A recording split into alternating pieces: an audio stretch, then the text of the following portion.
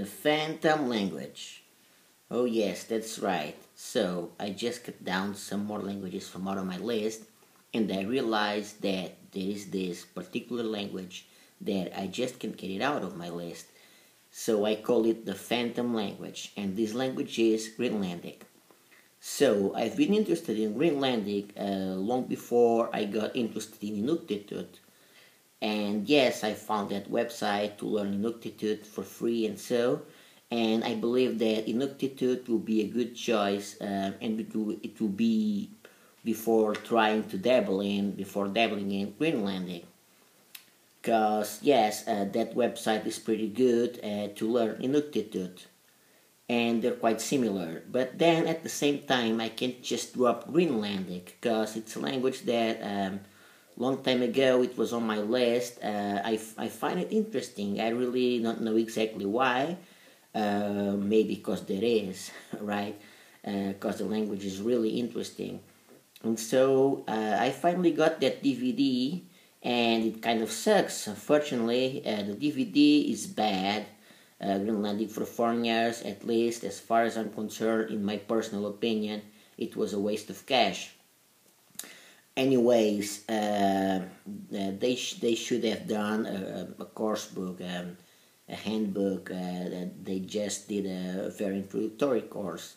Anyways, I got the first DVD and got a couple of grammars on PDF. Got that dictionary that's available on PDF, English, Kalalisut, that's what they call West Greenlandic.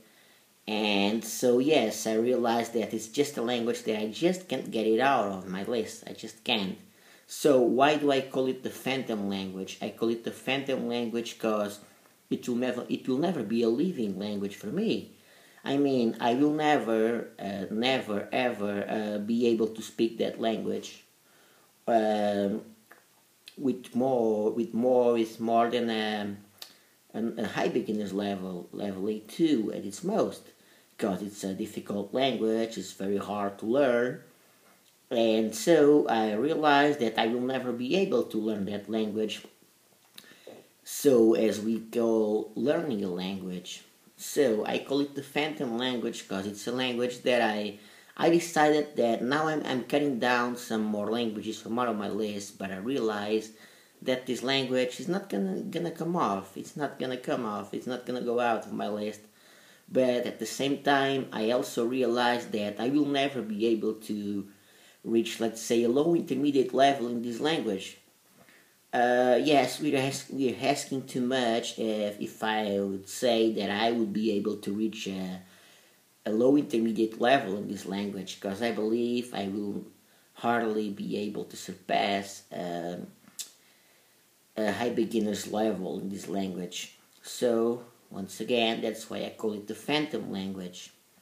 But at the same time, yes, being able to communicate basically, only very basically, knowing, let's see, basic vocabulary, basic grammar, being able to say a lot of things, that's my goal with this language. I know I'm still a bad polyglot, but at least I'm aware of that, and I'm also aware that there are a lot of choices that need to be done, and I've just done a lot of them, and there might be some more languages to come out of my list, but this one, the phantom language, which is Greenlandic, it just can't come off. It won't. I tried to, and I said, Greenlandic, get the fuck off, man. Get out of my list. I don't want to study you, but I do. So that's why I call it the phantom language. I just can't send Greenlandic away because I find it way too interesting. So yes, I will keep my interest in Greenlandic. There ain't so many resources available. I don't have so many resources. I have a few things that I can use for grammar, vocabulary, that dictionary for vocabulary, my DVD for basic grammar and some grammars on PDF. And yeah, my goal will be, it won't be even to reach a low intermediate level. It will be like, just like I said, high beginner's level. It should be to be able to communicate very, very basically, because it's a language that I find it very interesting. So it's an interesting language, but I just won't be able ever to communicate efficiently in that language. But anyways, I want to learn it at the basic level, so that's why I call it the phantom language. See you guys then.